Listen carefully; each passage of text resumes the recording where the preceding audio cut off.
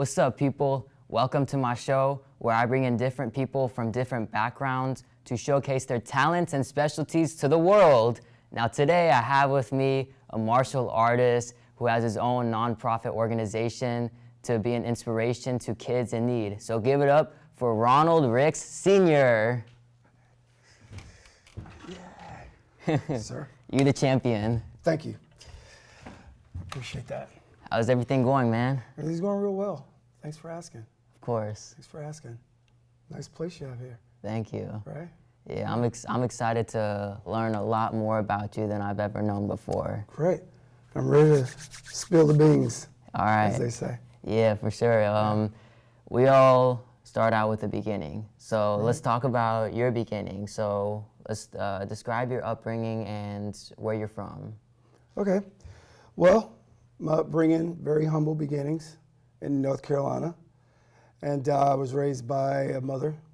She was a teacher. My dad was a brick mason also. He was a minister. So, you know, I had a very strict childhood, but also disciplined childhood. And fun. We done a lot of great things as family. So, yeah, I was just a country boy out here in LA.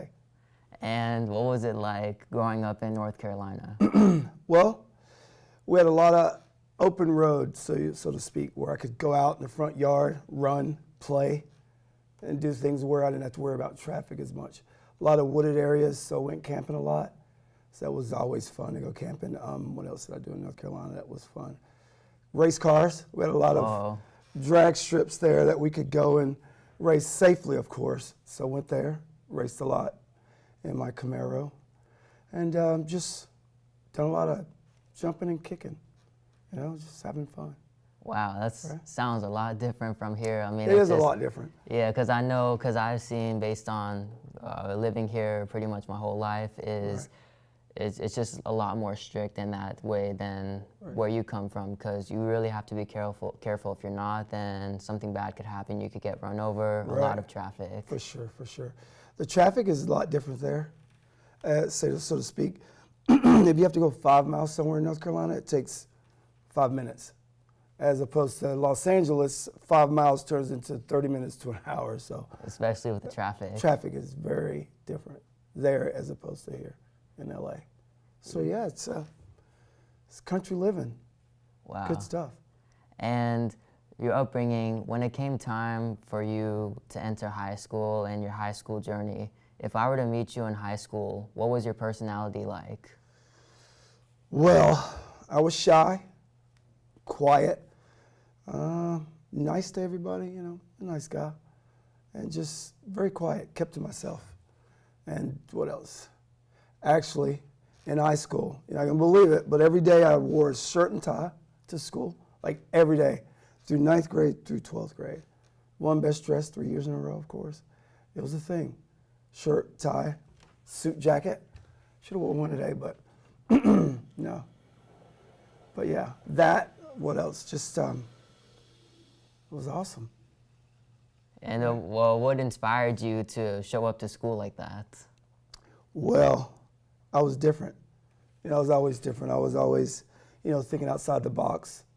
As far as art and design go, I could draw really, really well. So I was always just creating things. I wanted to create stuff.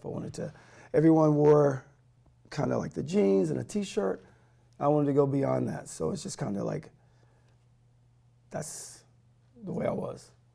Everything I saw, I wanted to see something different, you know, to put my own spin on it, make it original. And you think your upbringing had everything to do with that? Like, I know you said it was strict, but it sounds like both of your parents sound like educated people and just people who wanted you to have the best life and just raise you to be the best version of yourself. So would you say that had everything to do with it? That had everything to do with it. My mother, she was an educator, like I said. And with that being said, everything that I've done, she, you know, always taught me, you know, think before you do this. You know, what is this you're doing and why are you doing it? So I kind of thought about everything that I do, the process of being a high school student. You know, I thought, how can I be a better student?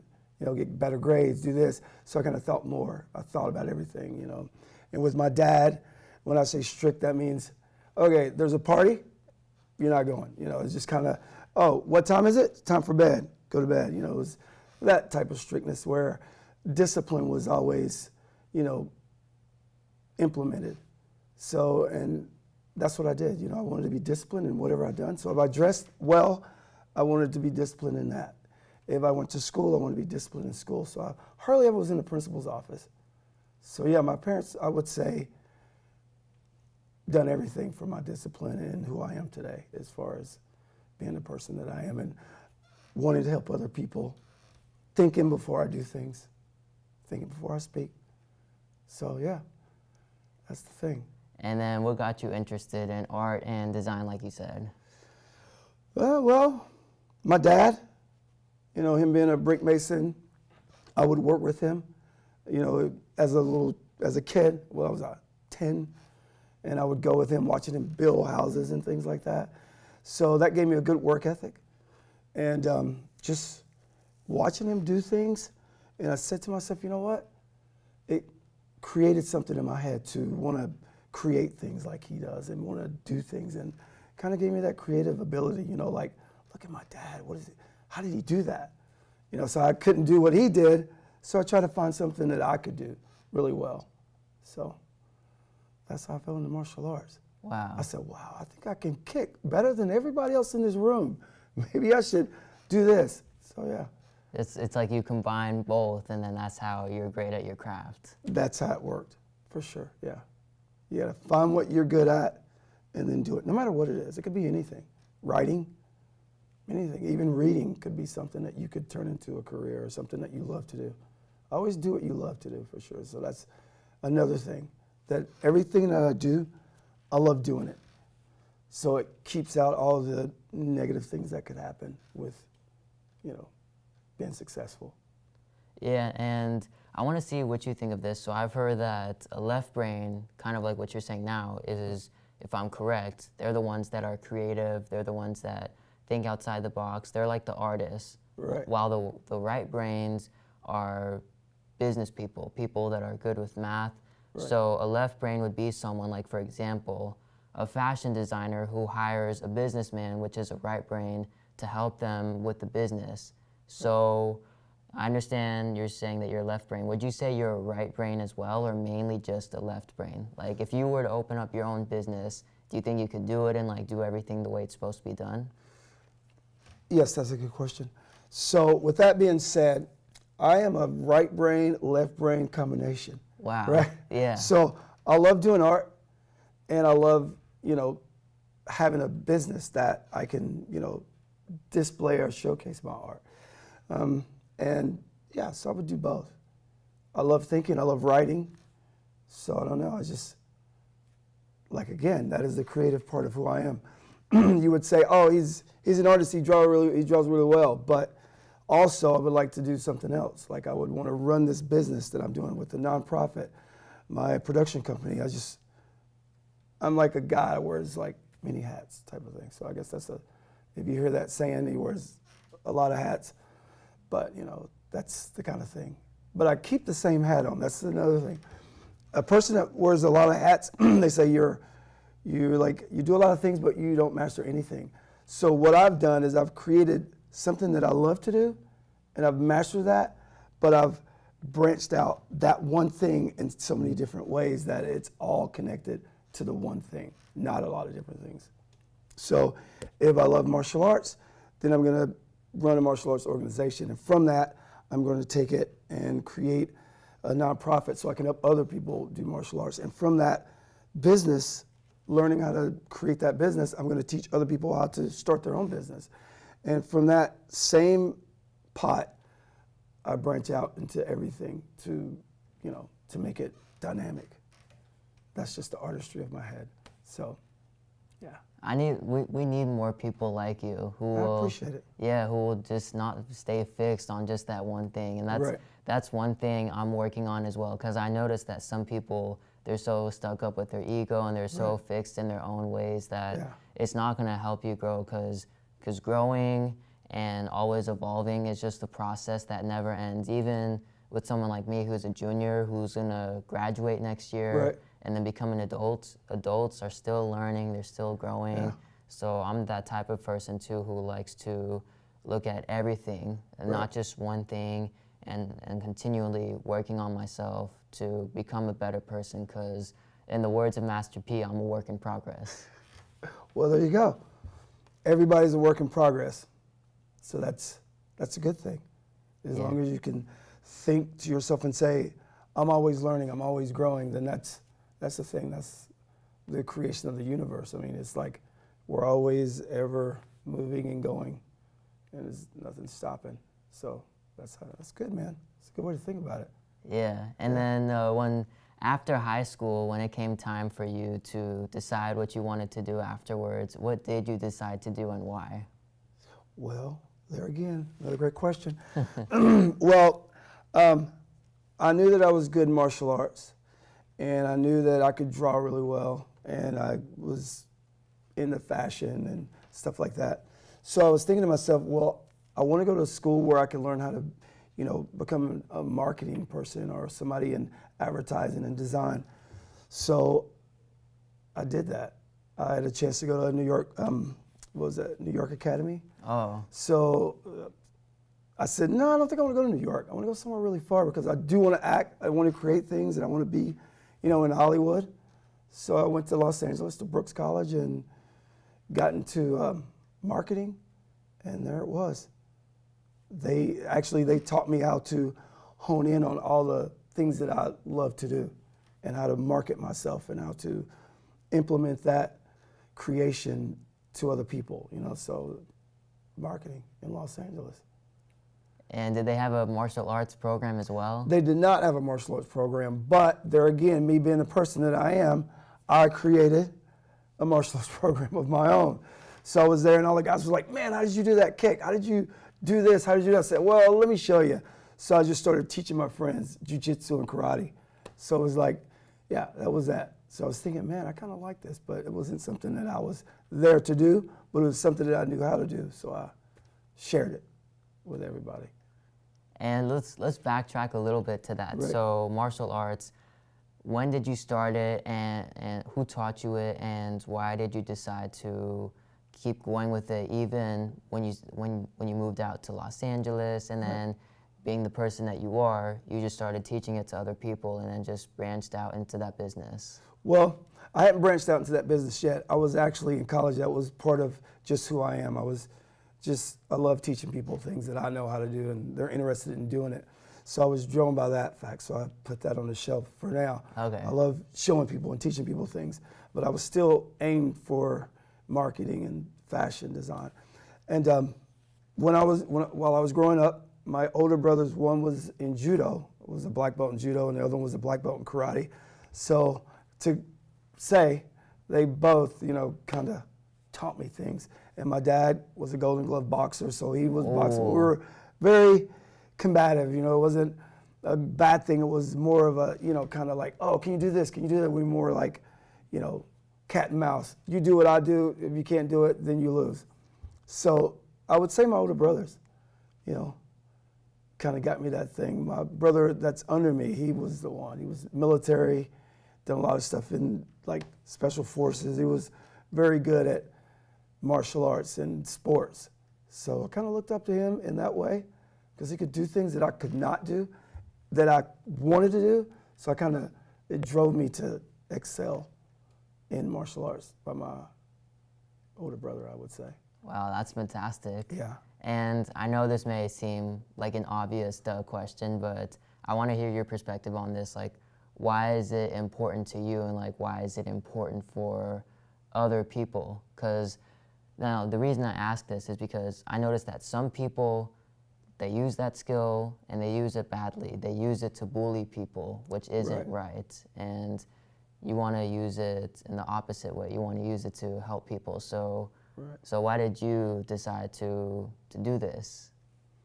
And why is it important from your perspective? Well, there's two answers. The first one, why I thought it was important, because as you can tell, I'm a small guy. I know the camera gives you about 20 pounds or so. But I'm a smaller guy. So, a lot of people would approach me and, that would be intimidating, sometimes. So for the self-defense aspect, I thought, having some things, that I could do if I were to ever be, under attack, I would feel more comfortable in certain situations, whereas I would be uncomfortable. And then just another reason why I thought martial arts was important is for people that I care about. Not only my family, but my friends, people that I saw in my everyday walk of life become victim to horrible attacks, that I was like, man, if that person could have only just done this or done that, or had the training to be aware of their surroundings, or just be prepared. People lock up a lot. Have you heard the phrase like, man, I just froze? That's because of the training that people have in martial arts or law enforcement. Once you train residually in something, your body and your mind becomes, equipped with the knowledge to be able to react differently than most people. So that kind of made me start thinking, I want to residually do something with what I have so other people can benefit from it. So that's kind of I've had that thing, I grew up religious, I'm just Christian, and I'm saying to myself, I want to put back in the world, I want to put back in the community. Didn't really know how until, I got here to Los Angeles and I found that, I guess the cloth that I was cut from, what I should be doing. Yeah. But yeah. And then being in Brooks College, you studying design, marketing, and then just teaching people at that time how to do martial arts. What drove you to just stay within college? Just because I know that some people, on one side, it can be fun, but on another side, it's very hard. It's very rigorous compared to high school. And then some people just give up. So how did you do it? Stay in college and then afterwards just do what it is you did? Well, let me see here. My parents, that's one thing. And probably 50% of it. We sent you 3,000 miles away to study. That's what you're going to do. So I was like, okay. So that eased the pressure of me, oh, you want to go to a party? I was like, let me think. No, don't think I want to do that. I kind of made decisions for me already. I kind of made them up. And let me see what else I would say. Just the drive. I taught myself a long time ago is peak, P-E-A-K. So I use that, and I use it for my students to this day. And stay persistent for the P is persistence. You have to be persistent in whatever you do, and then you have to have empathy. Because if you don't have the empathy, it's just, it doesn't make the peak. It doesn't feel that drive that I've learned in life. And then the A and K is always be kind. So I took that, and most of the things, if not everything that I do, I feel that I can elevate myself to the level where I feel comfortable in that environment of which I'm doing. If it's jiu-jitsu, if it's being here on the camera, I want to give you answers, that inspired me growing up. And I want you to be able to just, feel comfortable, ask me whatever. And, I'm going to give you the peak, man. That's it. Just, persistence, empathy, and always be kind. I like that. Right, it's a thing. And it reminds me of this other guest speaker that I had, and she said how she always likes to inspire the youth and be there for the youth so that they don't make the same mistakes that her generation has been making. And she was, I don't know exactly how old you are, but she's like 47 years old. So. Yeah, I'm somewhere close around that. Somewhere close. Yeah, kids. That's the thing. And then how were you able to branch out into the martial arts jiu-jitsu organization that you created? I know you have Kid Power Jiu-Jitsu, so just take me through everything from how you were able to get it started, how it became successful, and especially how you were able to do like nonprofits. Okay. It started, of course, a starving actor. It started when I was here. I got out of college, got out of there, I was working, doing things. with different organizations. And a guy came up to me. I was a bouncer at the Roxy on Sunset, so that was kind of my thing. I was a bouncer. You know, it was like, I have this martial arts skill, huh? I need some money. I need to pay my bills. So I had to do something with my talent. So I'd done that. I was done really well at it. And I wasn't the kind of guy that would hurt people. I was kind. I spoke to most of the people that, you know, needed to be escorted out, and they were grateful for it. So I'd done that, and one day a guy came up to me. He was like, "Hey, we have a program at our school in the inner city. You want to come out and maybe do some of your karate stuff, man? I know you're good at it." I said to myself, well, I don't know who's going to be there. I was thinking it was going to be a big deal. You know, he's like, there's going to be some kids there, some middle school kids, maybe elementary kids. I was like, I don't know. I never taught kids before, but okay, I'll do it. So I went there on a Saturday, and the kids were looking at me strangely, and I said, okay, here we go. Everybody line up. Everybody line up. So I started doing some kicks and some punches and doing some things. I actually totally forgot they were there. I was just showing off. And then once I stopped and I said, okay, can anybody do what I just did? Everybody's mouth was just, and I was like, wow, they like this. So I started teaching them some jiu-jitsu and karate, and they loved it. Wow. They loved everything I was doing. And from doing that, I was like, these kids actually like what I'm doing, what I'm teaching them? Okay, I have something. I think this is cool. But I didn't never think that I was going to go back. I was just happy that day, and I was satisfied with inspiring people and teaching them, and every question they had, what if this, what if that, and just giving them that information. So I went back to the Roxy on the next weekend. The guy was like, oh my goodness, you have to come back. I was like, what are you talking about? He's like, the kids loved you, man. They loved you. You got to come back. And I was like, really? So I tried to be cool about it and be like, great. I was like, yeah, let me see what my schedule's like. Okay, I can do it. And man, after that, I started doing it. I got with an organization called the Woodcraft Rangers. It's an after-school program. And they were like, this is awesome what you're doing. You know, do you want to do it more? I was like, sure, I'll do it. So I became a traveling specialist. I would go to all their schools where they had their organization located, and I would just teach kids how to defend themselves. I was all over the place, and it was quite an experience. So I was thinking to myself, I said, I kind of like doing this. I want to be able to, you know, help more people, except for maybe the few schools that I was going to. And an idea came across the table for me to, why don't you open an organization, nonprofit, and just go out on your own and get out there and go to any school. You know, it doesn't have to be here or there, just go anywhere. So my wife and I, we worked on the paperwork and drew up the plans for the nonprofit organization. And at the time, you know, I was just wanting to help people. So we did it. And then next thing you know, I'd done seminars here in Beverly Hills. I was everywhere just teaching kids child safety. And it doesn't matter where you are. If you're a kid, and I know the hardship that kids come, you know, every single day. I just wanted to be wherever people wanted to say, hey, bring your program here. We want to teach our kids some self-defense. So that was it. That's how it began. One class and then wherever. Just like a domino effect. Just like a domino effect. So yeah, I started a nonprofit organization, and then I just kept going. And that's when I connected with the Los Angeles Unified School District. And they were like, okay, this is great. We love the curriculum that I drew up. You know, it's not only martial arts involved, there's mental awareness, you know, where you have good mental health. If you have poor mental health, then your physical ability, if you're the strongest guy in the room, if your mental health is weak, then your muscles are not any good to you. So I work first with just having a healthy mental. That's the first thing. And then healthy eating habits in the program. You know, kids eat well, and you'll do well, of course. Lots of sleep.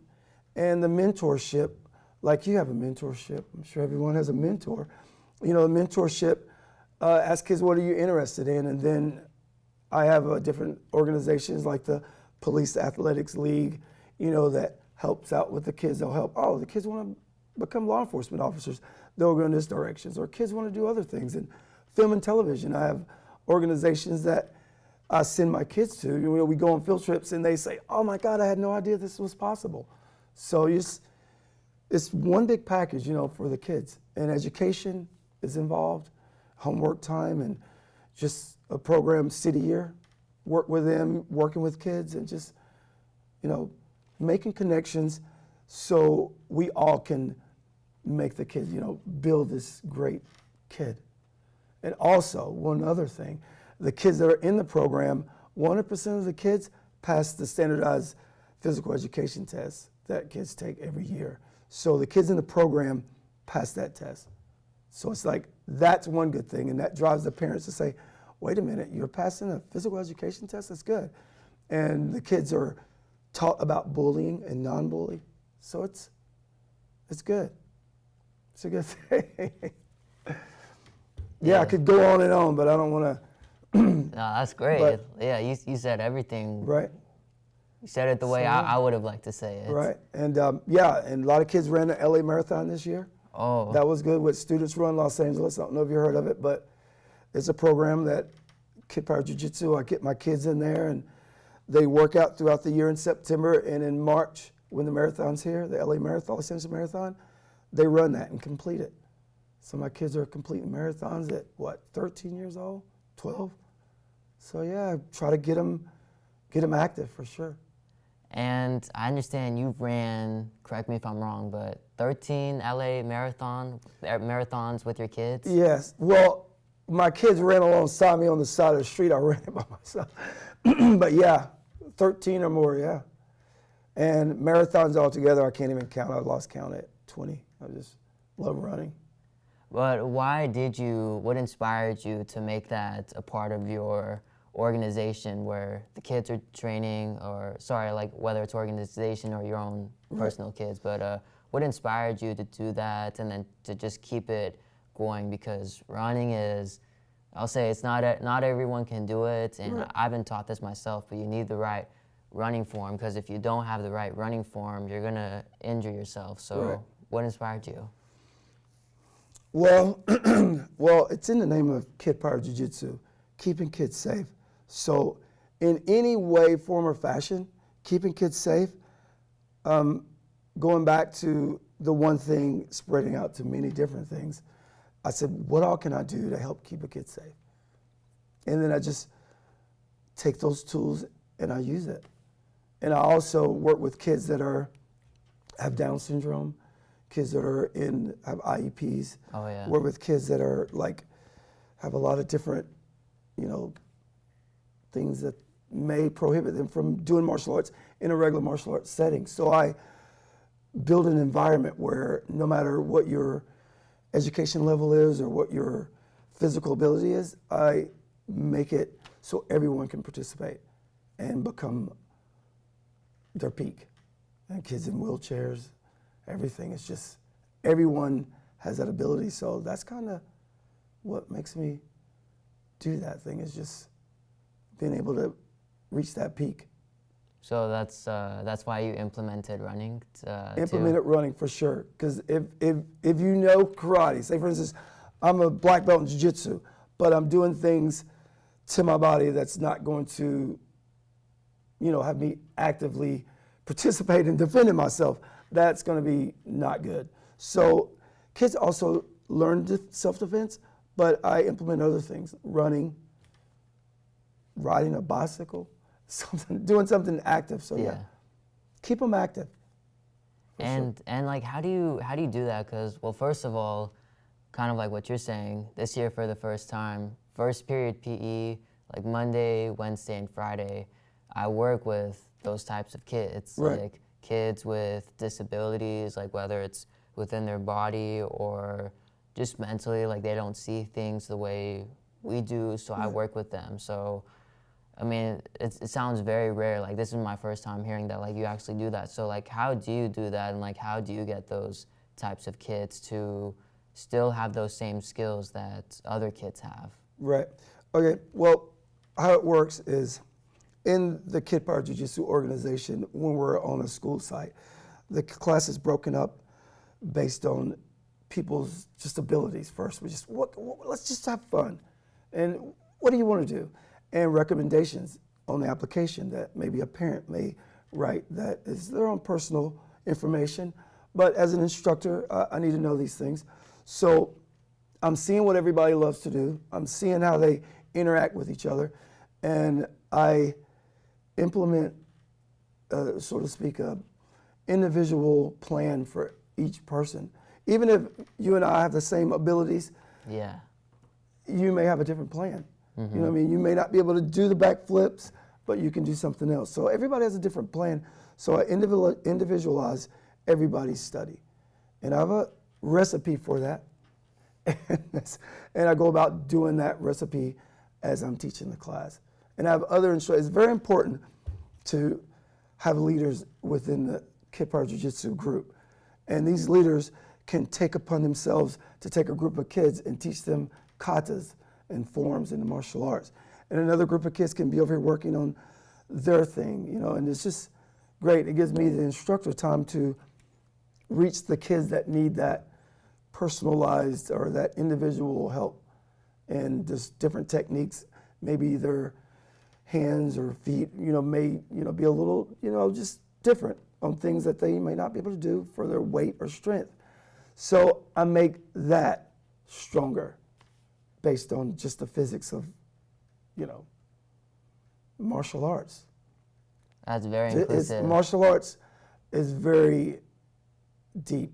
You know, it's a thing that most people try, but once you become to an instructor level, you see things that, you know, most people don't see. I've seen over 15,000 kids come through my school or seminars that I've done, and I've seen adults as well, and I've seen different types. You would think one thing, but it's another. So I've kind of created a way to teach that's been effective, so I'm just gonna keep going. Wow, you're an amazing person, Ron. Right, yeah, sure. Come out to one of the classes and, you know, see what we got, bring your show, and just, it'd be great to have you out there. So yeah, the kids there, they'll love it. Yeah, if I can, like, I'm gonna have to come and check it out. Like, Right. I don't know any, like, I don't know how to defend myself yet, Right. but to learn from you and like to just be with those kids too. Right. I'm sure they would like me. Oh, they would love you for sure. Yeah, the kids love it. It builds self-esteem, even if they do not. I have kids that can't do the kicks or do all the stuff, but they love it because it's a mental more than physical. In Kid Power Jiu-Jitsu, it's more mental. So it's, as long as your energy is up and your confidence is up here, then everything is just fun. That's the most important, is having a healthy mental state of mind. Yeah. Yeah, and that's what I produce. Yeah. And then earlier you did talk about how your wife helped you with the plan. So let's backtrack to like how you met her, if you're comfortable sharing with that, and then how you both just took off with your relationship. Right. I met her at an event. It was Peace in the Streets, where the mayor came out of the city and a lot of other, you know, politicians and educators and people in the community. They got together and they had a rally where they wanted to say, hey, let's stop the violence. So the group that I was working with at the time was L.A. Bridges, Woodcraft Rangers, and I had a group of students it was a demo team. So we would go to different events.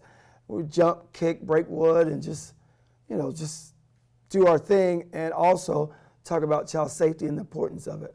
So she was out there as a broadcast journalist. She was a journalist doing her thing for ABC, and she was talking to the mayor, and I was trying to scoop my kids over here, kick punching, so we can get, you know, talk about our program. So she's talking to them and everything, and then I had a chance to talk to her, and we had similar, you know, things that she liked to do and things that I like to do, and of course the rest is history. I was a cool guy, and I guess, I don't know. She was like, hey, you're a cool guy. But we were friends for years, though, and she's very smart, and she said, you know, this program, you're helping a lot of people, just keep doing what you do. And so she was there with me the whole time, you know, just promoting child safety, you know? Yeah. So yeah, that's how we met. Me promoting child safety. I got one of the best things that ever happened. That's great. So I'm on the right track then, I guess, right? Yeah, you are. Yeah. Yeah, everything happens for a reason, good It and does, bad. right? Yeah. All that to meet the woman of your dreams. Yeah, so, yeah. And you said you guys started out as friends. You've been friends for years. So Right. is that what you both did before you decided to just get serious with each other and then enter marriage? Yes, friends, and we're seeing each other every day anyway, so I don't know. And I know I'm still very young, but when it comes time for that, whether it's just marriage or just a boyfriend, girlfriend, what I understand on my end, I'd like to hear more from you, is Right. just like what you said, take things slow, start out as friends, and then when you both are 100% sure, then you take it to the next step. Because Right. I noticed that when you take things too fast, it may not end up the way you expected it, especially if you're really young and then you just get that serious right away. I've seen where it doesn't work out, you get older, and then you divorce. So, Yeah. so what do you, so just what advice do you have for someone like me, and not just me, like all the other kids my age, for boys and for girls too? Right. Yeah, well, that advice that I would have for you and anyone else out there that would like to take the advice, be very patient. You have to have patience because no one's perfect. And number two, always be honest. That first and foremost is really good for you to be honest. And have fun, no matter what, just have fun.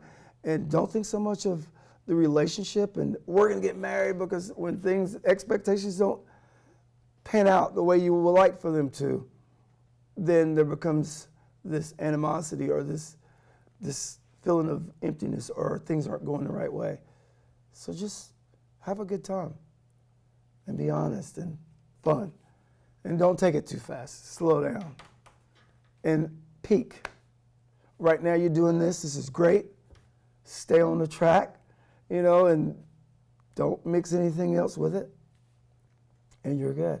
Which reminds me of a story that my dad told me a long time ago. Yeah, sure. Which it works, but you got to know how to do the plan. I'm going to tell you, I'm going to teach you the secret plan of success with anything, with, just your whole walk in life. So he said, son, I had a girl problem. And he told me, I said, Dad, I got this problem, this girl, man, and whatever. He said, okay, here's how you do it. Here's the secret. You have to live by the 3 G's. And I said, the 3 G's, okay, this is going to be good. What's the 3 G's? He said, gold, girls, and glory. And I said, man, I wonder how I'm going to figure that out. So I said, listen, everything that you do in life, don't do it for the goal, which is the money, of course. Or just, I'm doing this, do it because I love it. And he said, girls, don't do things to impress the girls. I got in this car, it looks great, and all the chicks, and I'm only doing it because the girls like it, and I look cool. So don't do it for the girls. And then the glory. He said, when you do things, don't do it just so people will glorify you and be like, oh, pat you on the back, man. You're good. Oh, you're the king. But just do it because, this is what you love to do.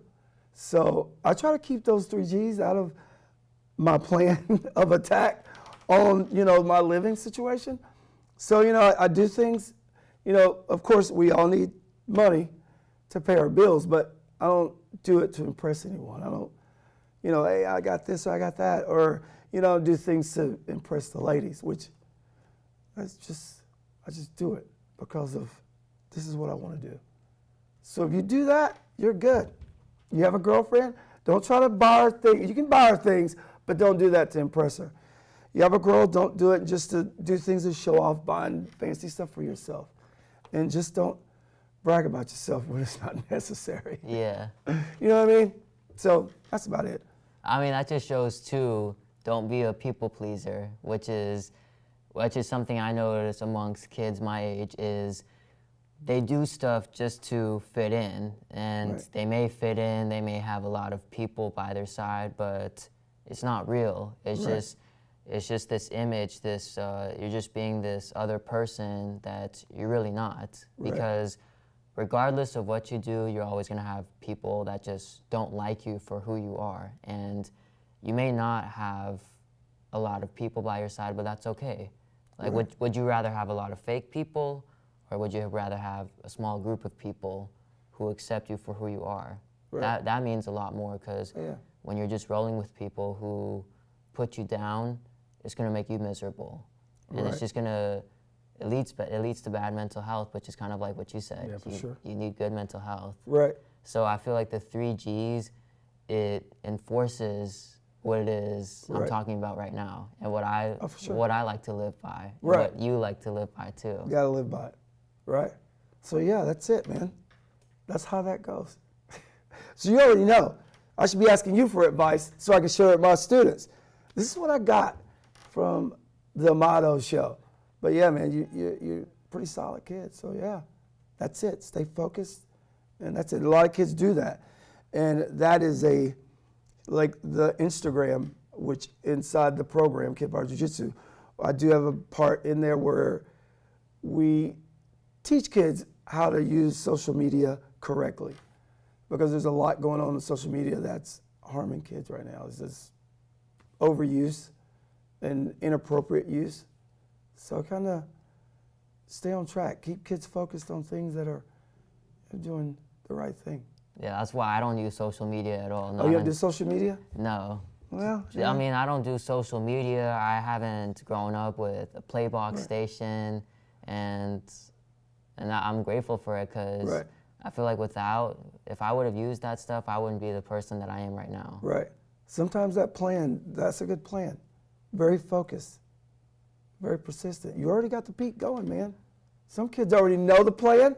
They don't know. Their parents taught them. Your mom, a great woman, probably taught you this in a different acronym, but you got it. So that's, as long as you got the peak, you're doing it. Yeah. Just stay focused on it. Yeah, all those things, the internet and Instagram and whatever other platforms are out there, those are fun and engaging, but stay focused. Don't be consumed by stuff. Yeah. Yeah. And then once you and your wife got married, I understand you had 3 boys, which I've had the pleasure to know. Yeah. What inspired you both to have kids? Oh, you got a fan right now. Right. And I have, the reason you heard it, I cut my phone off. But if there's an emergency call, this wonderful Apple product will override the ring. And if you need to call the person, you can. I gotta cut it off. Probably don't even know where my phone is. I don't know why it's ringing. Sorry about that. It's okay. You need to push pause on the show? Oh, no, I'm just gonna.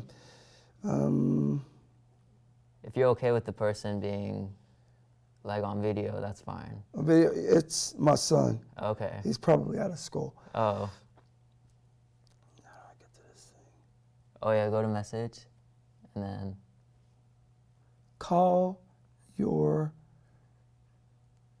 mom. See how easy that is?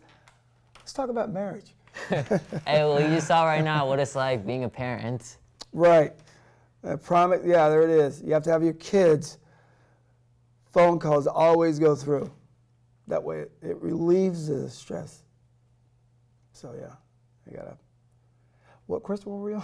Oh yeah, I was just asking, like it was one coincidence, but what inspired you and your wife to have kids, to have 3 boys? Man, well, my wife, she wanted 3 boys, we had 3 boys.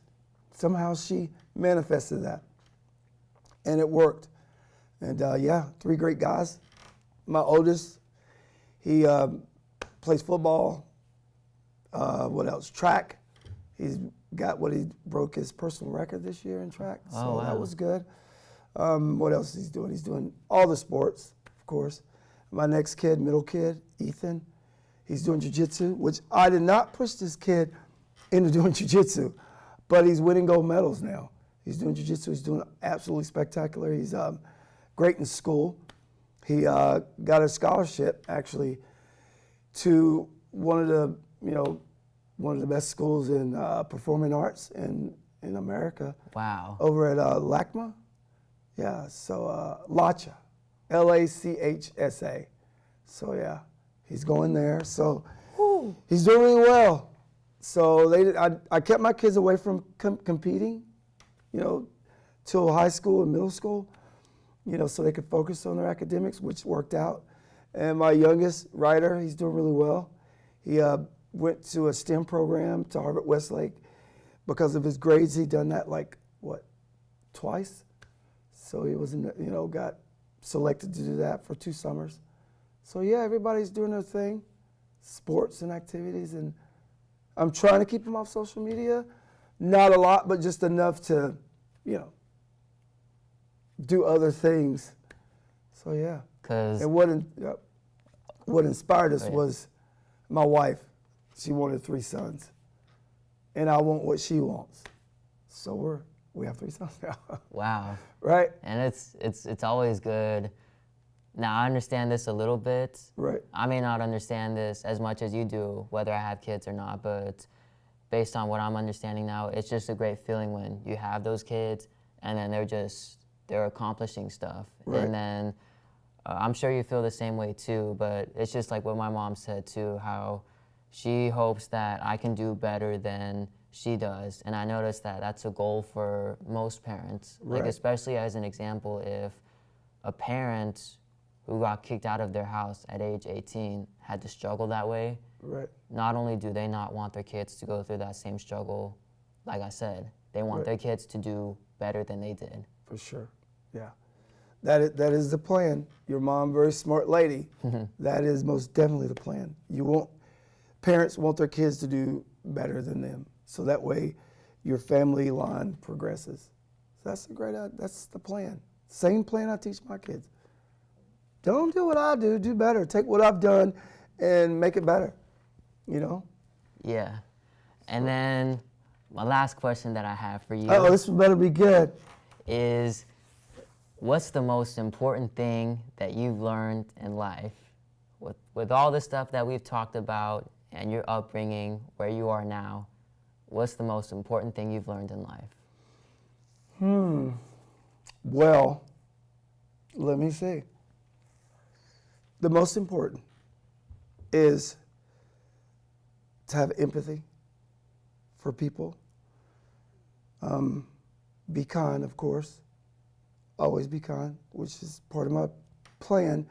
But this is the most important thing that I've learned, is to do those things so that when people see you, what you do is,